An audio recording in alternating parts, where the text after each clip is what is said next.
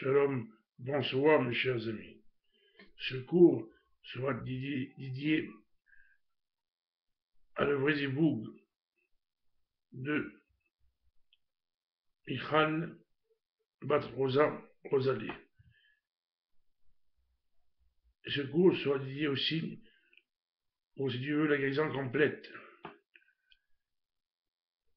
de ces 150 membres de Rosa Rosalie Bat Idla. C'est écrit dans la Torah, dans la parashat de Yitro, chapitre 18, verset numéro 1. Vaishma Yitro, Chotel Moshe, Kohen Midian. Ça veut dire, traduction française, que Yitro a écouté. Il a écouté quoi? Ça, on va arriver tout de suite. Mais avant tout, chers amis, il faut comprendre pourquoi la paracha, à la fin de Béchalach, dans le chapitre 17, versets 14, 15 et 16, qu'à la fin c'est écrit Zerot Asher Asach Amalek. Imachesh Zech Amalek. Il faut se rappeler de ce qu'a fait Amalek contre Israël. Et effacer, je demande, Amalek. C'est grâce à Dieu à la fin du temps, quand le Mashiach sera effacé complètement, Amalek, le mauvais. Il faut comprendre pourquoi les deux disciplines de Parashat d'Amalek, tout de suite, on a la Parashat d'Yitro. C'est-à-dire, pourquoi les deux parashiot,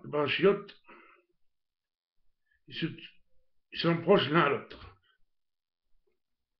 C'est la question qui se pose. Et la réponse, chers amis, c'est pour comprendre, pour enseigner beaucoup de choses importantes.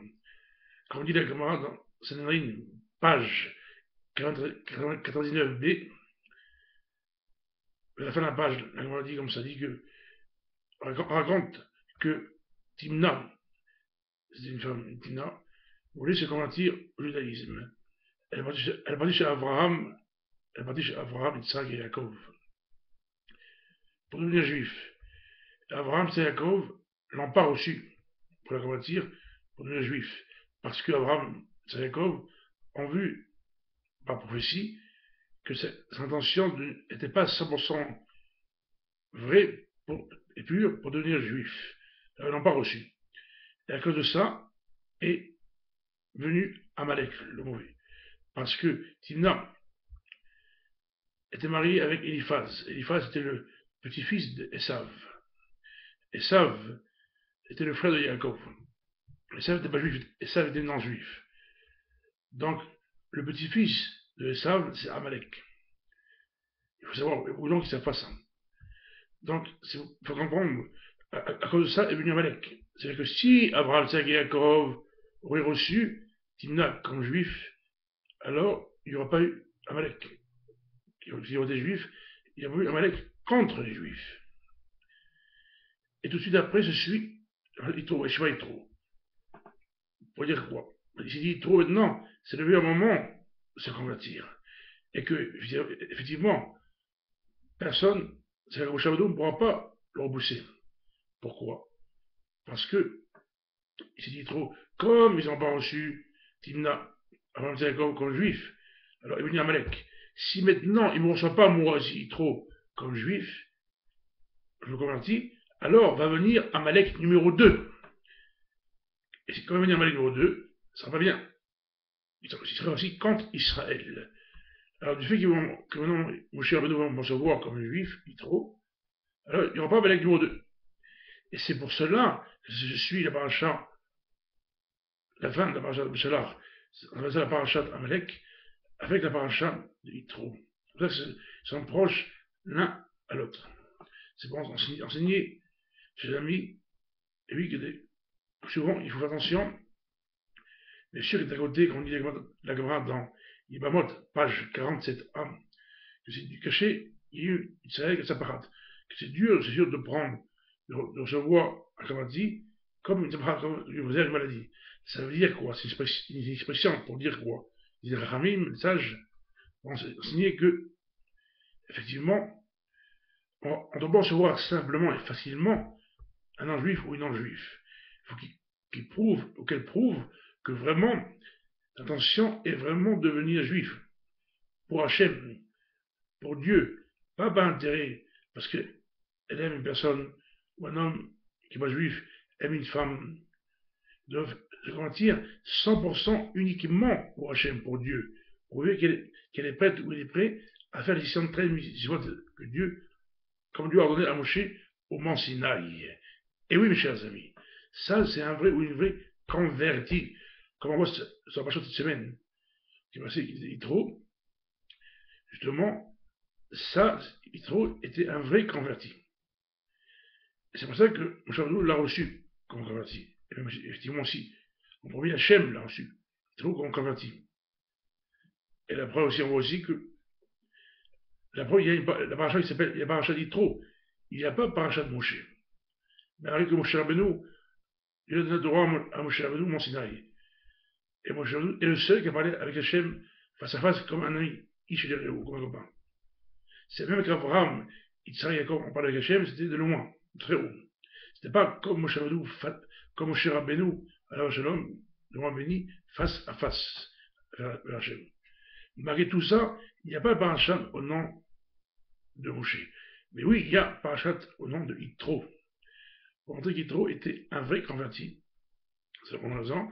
La deuxième raison, qui est la raison principale, c'est qu'on voit qu'Yitro aussi, parce qu'il a trouvé, on s'est dit dans le chapitre 18, verset 21 jusqu'au verset 23, qu'on voit qu'Yitro a tout fait justement pour trouver une solution pour le peuple Israël, pour justement faire moins souffrir.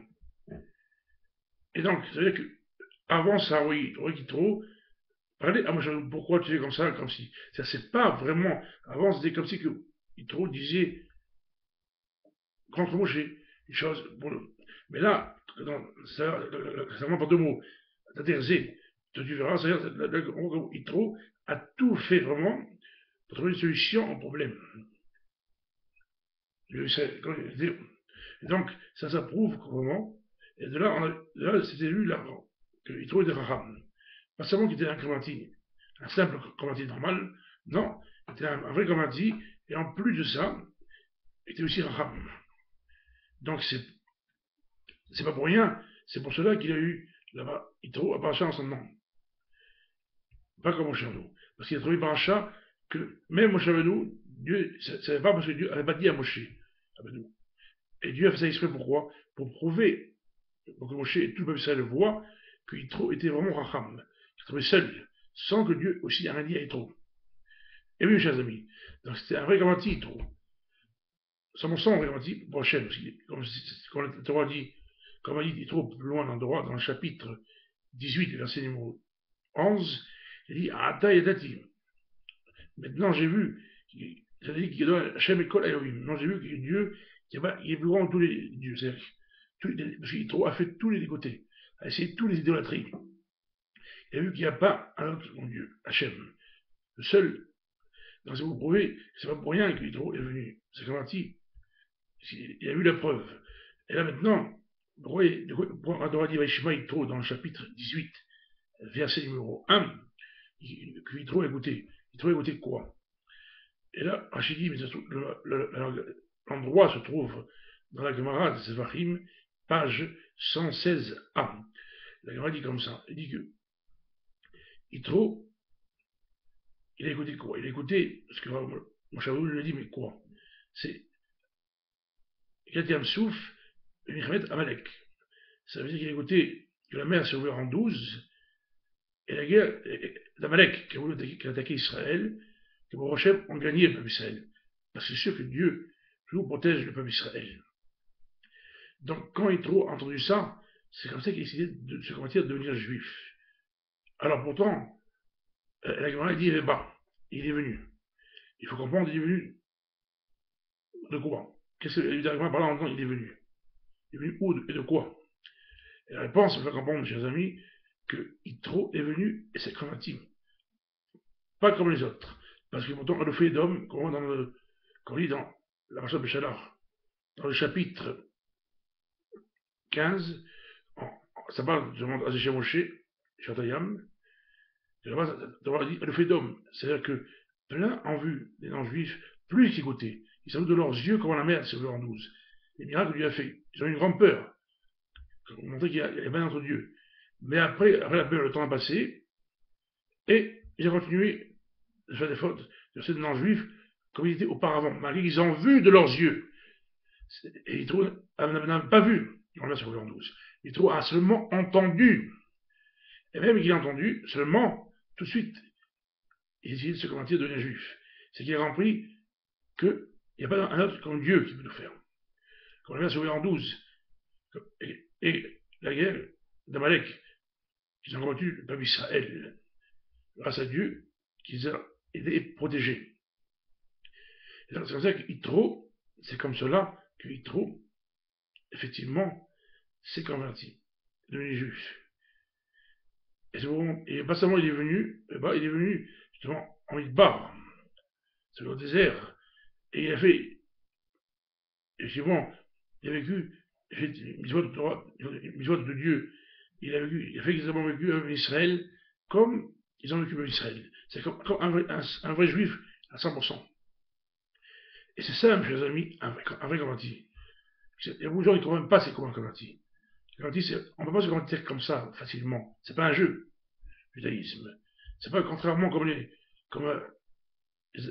croient, et des juifs, ils croient qu'ils se convertissent au nom des goïms ou chez les arabes. Ils croient pour un juif, sans jamais un juif, elle sera toujours juif. Et pour un converti qui est loin, donc, qui veut devenir juif, de le prouver. Pas peur, pour intérêt, par amour pour une femme, pour un homme qui aime une femme. Non. Un converti de se convertir uniquement pour Hachem, pour Dieu, et prêt à faire 613 votes. Sinon, c'est mieux qu'il reste non-juif, qu'il reste non-juif. Ça sert à rien de devenir juif. C'est pour faire l'intérêt, rester comme un juif non religieux. Il veut même rester non-juif pour ça. C'est ça que la Torah enseigne. Ici, la parole dit Yitro était un vrai converti. Et oui, chers amis, il faut bien comprendre. Et ensuite, on voit aussi, dans le chapitre numéro 1, verset numéro 7, pardon, le chapitre 18, verset numéro 7, il y a écrit Vachalou ish l'ereu l'shalom.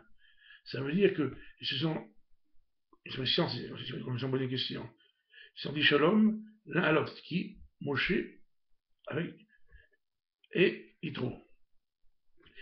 Il faut comprendre, ici on apprend quoi? De là on apprend, chers amis, et oui, la Torah, elle apprend aussi à éduquer, la Torah apprend tout, mais aussi à éduquer son prochain, l'un et l'autre. La preuve, on voit ici, la prochaine, cette semaine, il trouve la preuve, et la Torah apprend aussi, c'est quoi le shalom? Ça veut dire que, comment, il faut toujours, chacun dire shalom à son prochain, avant que son prochain dise shalom. Comme la Gemara raconte, dans Brachot, page 17a, au milieu de la page, raconte sur Rabbi Yochanan. Disent les sages Ramim, sur Yochanan, sur Rabban Yochanan ben Zakkai, que, mais Olam, ça, jamais personne, même un non-juif dans le chouk, ça veut dire même un non-juif dans le marché, où on fait les courses, jamais a dit en premier shalom avant que Rabban Yochanan ben Zakkai lui-même dit shalom à chaque juif et même à un non-juif. C'est-à-dire que Rabban Yochanan ben Zakkai dit shalom en premier avant que une personne lui dise shalom, même à un non-juif. Et oui, chers amis, c'est pour apprendre l'importance, pour apprendre l'éducation, l'importance du shalom. Il y a beaucoup de gens, quand on dit shalom, on dit bonjour, ne répondent pas. Et ça, c'est pas bien. Pourquoi? Parce que dit la Gemara dans Berachot, page 6, deux lignes à la fin de la page, il dit Rabbi Chalvo, au nom de Rav Unam, que chacun doit dire shalom, qui sait que son prochain doit dire shalom, avant qu'il dit shalom, il doit dire lui shalom. Et si quelqu'un dit shalom à son prochain, et que le prochain à qui dit shalom ne le répond pas, Le prochain, il fait du gezel, il fait du vol. Ça vole la parole de son prochain. Par exemple, Rouven dit Shalom à Shimon, Shimon ne répond pas. Shimon a volé la parole de Rouven. Ça veut dire, mes chers amis, que celui qui dit Shalom à son prochain, il ne répond pas à voler. Et oui, mes chers amis, tellement c'est très très grave de ne pas répondre Shalom quand son prochain lui dit Shalom. Et si vous avez dit Shalom et il ne répond pas, ou même, j'ai sorti, dit Shalom, qui est important. Le Shalom, quand c'est dit dans Midrash, avec Rabba, Parashat 9, hôte numéro 9, que Shalom, c'est un des noms de Dieu, qui s'appelle Shalom. Comme le nom de Dieu, c'est Avaya, il y a dans les 26, 26, et Elohim, il y a même aussi un des noms de Dieu, c'est aussi Shalom. Et une chose, amis, pour montrer l'importance du Shalom. Maintenant, pas seulement dans l'éducation, mais en même temps aussi, quand on dit Shalom, on dit le nom de Dieu, c'est-à-dire, on fait sanctification du nom de Dieu. On montre que nous, les Juifs, on n'est pas comme les non-juifs. On dit Shalom avant les non-juifs. Même un non-juif. C'est montrer, mes amis, oui, l'enseignement de la Torah. Il faut toujours dire Shalom à son prochain. Très important.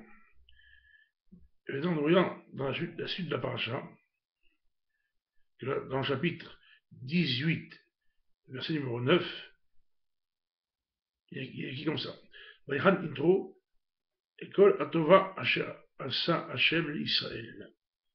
C'est-à-dire qu'il trouve, c'est qu'il trouve a eu la joie, une grande joie, quand il a entendu que Moshe l'a raconté, tout le bien que Dieu a fait à Israël. Qu'il a bien sauvé en 12, comment Dieu a rendu Amalek, comment ils avaient sorti d'Égypte, après ils sont sortis d'Égypte, et comment la mer s'est refermée en 12, sur les Égyptiens, c'était en punition, qu'ils ont reçu mesure contre mesure, ils ont envoyé les premiers-nés, ils ont envoyé les garçons dans l'eau, c'est la punition, eux aussi, étaient noyés dans l'eau, dans la mer.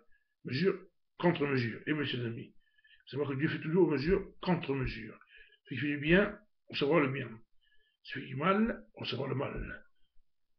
Donc c'est pour ça qu'il faut, chers amis, toujours faire le bien, les doigts de le bien. Dieu toujours nous donnera le bien. Et mes chers amis. Donc,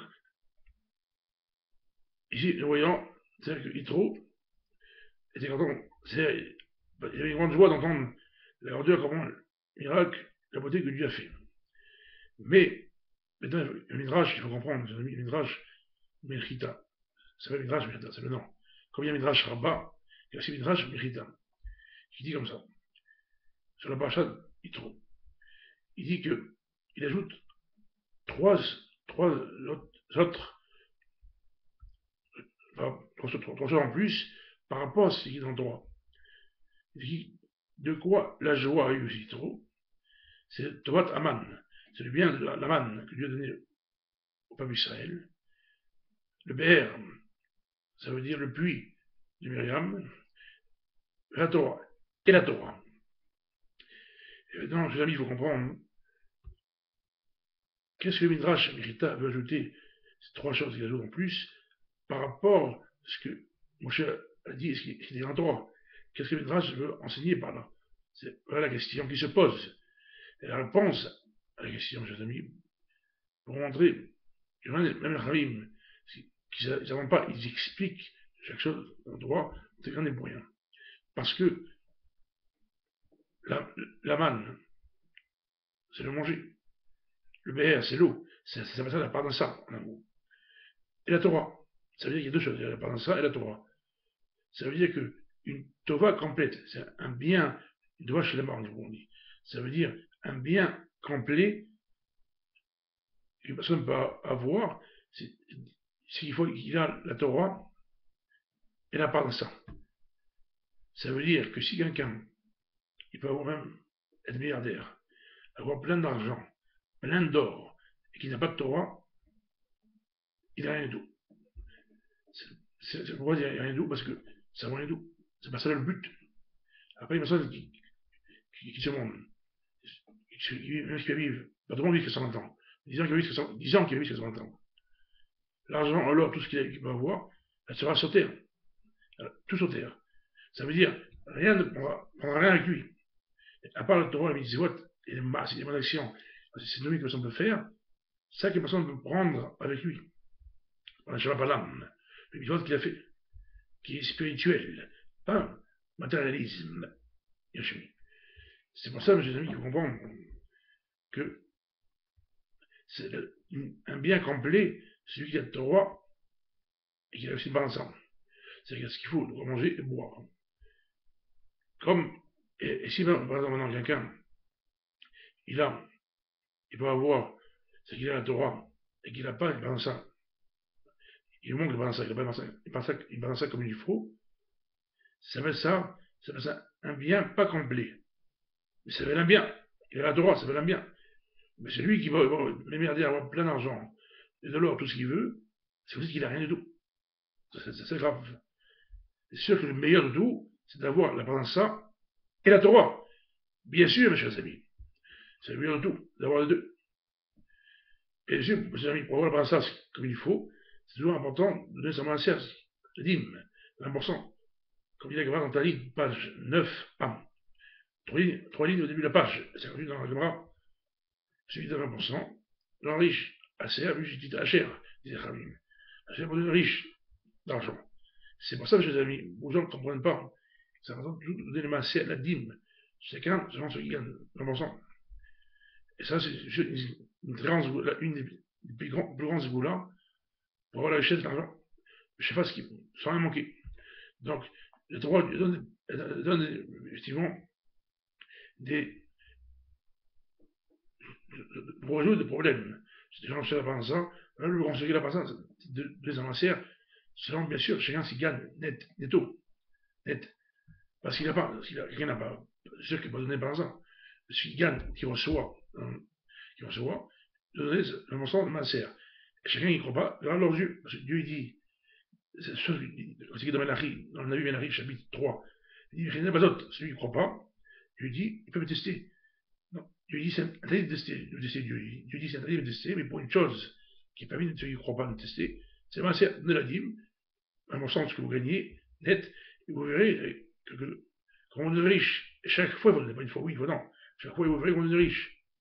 Mais si vous ne l'avez pas, à mon sens, quand on est riche, et des fois, il y a des problèmes, qui n'ont pas parlé ça, et qu'ils ont des dettes. Pourquoi ça arrive ça? À cause que j'en parle pas dans ma serre. Si chacun donne 20% de son serre, chaque fois, le titre, la richesse viendra, et donc tous les dettes disparaîtront. Et la personne sera bien, le problème sera résolu. Il n'y aura plus de problème de pensant. Mais si la personne, quand vous gens continuent, n'écoute pas ce que je lui dis de l'ensemble de serre, après ils vont se plaindre. Pourquoi ça arrive à lui poser des dettes de plus en plus graves. C'est-à-dire ça n'arrange pas le problème, ça empire le problème, malheureusement. C'est les gens qui ne comprennent pas qu'il faut donner le mensonge de Masser. Et c'est ça qu'on voit ici. Pourquoi je parle de Masser ici? Parce que c'est ce là aussi, grand jour-là, vous devez savoir, qui rapporte ici pour avoir un ça quand on parle de la prochaine semaine. Il trouve, pour avoir un bien complet, c'est d'avoir la ça comme il faut, et la Torah. Pour avoir la ça complet, pour avoir un bien complet, c'est ça. Et pour avoir ça comme il faut, c'est qu'il faut donner un mensonge Masser. Et après aussi, il y a Torah, et là, avec Dieu, tout le monde, chacun d'entre vous, aurait le bien complet. C'est pour ça que je vous ai mis, j'ai parlé du Masser. Il faut comprendre, c'est entre parenthèses, pour bien vous expliquer, il faut comprendre. Celui qui goûte gagnera, celui qui ne goûte pas, malheureusement, perdra, mais c'est la personne qui choisit. Comme Dieu a donné à la personne, chacun le libre arbitre, de faire le bien, de faire le mal, de faire ses fautes, comme le Masser, et de ne pas faire. Chacun choisit ce qu'il veut. Mais au final, la personne ne va pas se plaindre pourquoi le problème arrive quand on donne la solution au problème. C'est qui? C'est pas moi qui invente, c'est qui? Ce que Dieu, ce que Hachem dit. Moi, je vous dis, autant qu'envoyer de Dieu. Parce que chaque rabbin est envoyé de Dieu. On doit comprendre et faire avec Dieu, et c'est vous, chacun d'entre vous, qui gagnerez. Donc, on continue dans la paracha. Dans le chapitre 18, verset numéro 9, Dieu dit, dans le même verset, mais c'est différemment, Yitro, la joie avec Yitro, quand on va chercher est-ce que ça Hachem, l'Israël, Hachem Itzilo, Yad Mitzrayim. Ça veut dire que Yitro a eu une grande joie, ce que Dieu a fait, le miracle qu'il a fait au peuple Israël, le bien qu'il a fait, et aussi qu'il a Dieu sauvé, effectivement, sauvé qui? Sauvé Yitro et le sauvé d'Égypte. Hachem Itzilo, qui a sauvé lui, qui a sauvé d'Égypte. C'est la traduction des mots dans le verset de la Torah. Mais il faut comprendre pourquoi il a dit Yitro Hachem Itzilo, qu'il a sauvé à lui.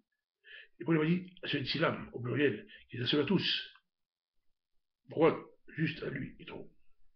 Alors que ici, on parle que Dieu a sauvé tout le peuple Israël, des Égyptiens. Pas seulement Yitro. Et la réponse, je l'ai mis à la question, parce que la Torah, ici, c'est pour enseigner, Yitro voulait dire, par là, que Hachem, Itzilo, il a sauvé à lui, Yitro. Pourquoi? Parce que, comme dit la Gemara dans Batra, page 16b, Yitro était, il y avait 3 Yoachim, c'est-à-dire 3 conseillers de Pharaon, de Paro. Il y avait Bilam le mauvais, il y avait Yitro, et il y avait Iyov. Job. Iyov, c'est Job, en français. Ça veut dire que Bilam le mauvais a conseillé, c'est lui qui a conseillé de noyer tous les garçons dans l'eau. Alors lui, il a été tué. Punition, mesure contre mesure. Comme je l'ai dit au début, Dieu fait mesure contre mesure. Iyov, qui s'est tué, c'est-à-dire qui n'a pas dit un mot. Il n'a pas dit un mot. Pour ça, il a eu une punition. Les souffrances ont dit qu'il n'y a pas plus grande souffrance que Job, dit Iyov. C'est à cause de quoi? Comment Iyov, tu dis rien? Tu vois les souffrances qui arrivent au peuple Israël, ils vont tous se noyer, se tuer, et il dit pas un mot. Alors, il dit, comment tu n'as pas dit un mot? Mesure entre mesure, tu seras puni. Des souffrances, on va dire, comme il n'y a pas eu pire. Il a dit Iyov, les souffrances qu'il a eues. Et Yitro qui s'est sauvé, pour ça il était à commencer. C'est-à-dire qu'il s'est sauvé, c'est qu'il était du tout d'accord de conseiller à la réponse à la question de Pharaon pour faire du mal, aux Juifs. Alors Yitro s'est tout de suite sauvé, c'était un des conseillers. Et grâce à ça qu'il s'est sauvé, il était sauvé. Grâce à ça qu'il s'est sauvé, il a été sauvé. C'est sauvé justement, de quoi qu'il devait aussi mourir. S'il aurait été avec Yitro, s'il aurait été avec Pharaon, il devait mourir. Donc, en pensant à ça, Yitro, qu'il devait aussi mourir, comme les Égyptiens étaient d'abord dans l'eau, donc, en pensant à ça, d'un côté, il y a une peur, on dit la Gemara dans Sanhedrin, page 94b, Sam Sarou Hadoudin, c'est-à-dire qu'il a eu une grande peur. Son cerveau lui-même a découpé en morceaux, c'est disposition, c'est-à-dire qu'il a eu une grande peur. Et d'un côté, il a eu une grande joie, qui, grâce à Dieu, il a été sauvé des Égyptiens, qui devaient aussi mourir, comme les Égyptiens, Yitro. C'est pour ça qu'il a dit Yitro, en seul, pas en plusieurs, mais en seul, Hachem Itzilo, qu'il a sauvé à lui, il n'a pas dit en tous, qui les a sauvés. C'est pour ça qu'il a dit seul, qu'il a sauvé. De quoi? Des Égyptiens. Ça veut dire qu'il devait aussi mourir comme les Égyptiens. Et c'est la grande joie qu'il avait trop. Ça veut dire comment par le premier mot, qui dit trop, il a eu une joie que pour Hachem, il était sauvé. Et qu'il j'ai pu se mentir pour Hachem, comme un vrai juif, comme il faut, selon la Torah, il a fait la Torah, les mitzvot et les actions, le massif de vie, comme il a dit à Moshe en Sinaï, pour chaque juif, il a été comme un vrai juif, qui a fait les mitzvot comme il faut le faire. Comme ça, chaque juif doit le faire, cher ami. Et oui, c'est important. Effectivement, chacun d'entre nous doit faire les mitzvot d'Hachem comme Dieu a donné à Moshe au mont Sinaï. Pas se dire, voilà, je fais ta mitzvah, ça m'intéresse, je fais le Shabbat. C'est bien, c'est important. Je fais des filles, c'est important. Chacun doit faire les mitzvot comme il faut. Je dis aussi, c'est important, c'est du dire à Torah, de prendre un temps, du dire à Torah chacun. Même 1 heure, 2 heures par jour. Ça veut dire, chaque mitzvah qu'il vous faire, pas dire, ta mitzvah, ça m'intéresse, je fais. Si ta mitzvah-là ne m'intéresse pas, je ne le fais pas. Je le préserve. Non, on doit faire tous les mitzvot. Et c'est pour ça, les amis, que Torah dit aussi dans le livre Vaïkra, dans la parasha de Berogotaï, chapitre 26, verset numéro 1, Im Rotat Telehu. La Torah dit, si vous faites mitzvot, si vous allez dans le mitzvot, pourquoi il dit Telehu? La Torah dit normalement, si vous faites, si vous faites le commandement, pourquoi il dit Telehu, qui veut dire le langage de monter à lire. Pourquoi? Parce que soit on monte, soit du préserve, on descend. Il n'y a pas au milieu. Les gens cherchent au milieu. Soit on fait tous les mitzvot, soit on fait rien. Il n'y a pas au milieu. Et pour les gens qui sont dans la Torah, si au début il faut qu'ils commencent à faire le Shabbat avec des filles, mais après il faut qu'ils espèrent, il faut qu'ils, en fond de même, arriver à faire tous les mitzvot. Et pas ils se disent, non, je vais faire 2-3 mitzvot, après je m'arrête là. Ça non. C'est ça que je veux dire, que la Torah enseigne par là. Soit on fait tout, ou soit on fait rien. C'est sûr qu'au début, quelqu'un qui dit pour lui de faire le mitzvot, il peut faire petit à petit. Mais il faut qu'il pense en lui-même, et qu'il veut vraiment, en lui-même, arriver après à faire tout. Si je suis petit à petit, après je fais tout. Ça oui. Mais quand je dis je vais faire 2-3 mitzvot, et c'est fini, on va être là, ça non. C'est pour ça que la Torah enseigne, d'où la preuve, la Torah enseigne, la parasha de Berogotaï dans le livre Vaïkra, on en voit beaucoup plus tard. C'est pour montrer les roues à dire, soit on monte, ou soit on descend. C'est qu'il y a deux, il n'y a pas de 3 et 4 chemins. Il y a que deux. Comme il y a la vérité, le maître, c'est la Torah, et le mensonge. C'est le monde qu'on vit. Comme il y a aussi le bien et le mal, il y a toujours par deux. Il y a ni 3 ni 4. C'est pareil. Soit on fait tous les mitzvot, ou soit on fait rien. C'est pour ça que il faut bien comprendre. Que rien, bon, ce mitzvot que nous sommes en train de faire, c'est pour l'exemple de Yitro. Que non seulement il était bien un juif, qui a tout vu, il a tout essayé, il a vu il a vu tout, il n'y a pas comme Dieu. Il a toutes ces idolâtries, il a vu ça, il n'y a pas un seul comme Dieu. Il y a un seul comme Dieu, qui est seul, qui est vrai, et donc il faut faire le commandement qu'on Dieu a donné au Moshe en Sinaï. Et comme Yitro, qui était un bon juif, qui est devenu comme un vrai juif, qui a fait encore mieux que le juif, que beaucoup de juifs, encore plus qui sont aujourd'hui, ils font aucune mise rien du tout. Ils sont non religieux. Donc il faut prendre l'exemple, chers amis. Encore plus, ici vous faites encore plus un grand-mère. Il faut faire encore plus, il faut un peu de raison. Si trop qui n'était pas juif, c'est loin, la Torah, qui ne sait rien de la Torah, qui est devenu juif et qui a fait tous les mitzvot, comme un vrai juif, à présent un juif de naissance, qui doit faire tous les mitzvot d'Hachem avec joie et simra, oui, elle sourire, chers amis. C'est pas de mitzvot. Et c'est comme ça, chers amis, qu'on dit dans Shabbat, page 30b, que la Shoah, la bande divine, arrive seulement que chaque juif le mitzvot avec la joie des mitzvot, de sourire. Et oui, chers amis, faire sa mitzvah avec joie, étudier la Torah avec joie, faire le Shabbat avec joie, mettre tes filles tous les jours avec joie, faire la prière, sentir, quand Dieu, qu'on parle avec Hachem. Donner le maaser à la dîme, chacun donner 100% avec joie, sourire. Et non pas parce que je dois donner le maaser, je dois donner la zaka, alors je donne. Non, il faut donner avec joie, Hachem. Chaque mitzvah qu'on fait avec joie.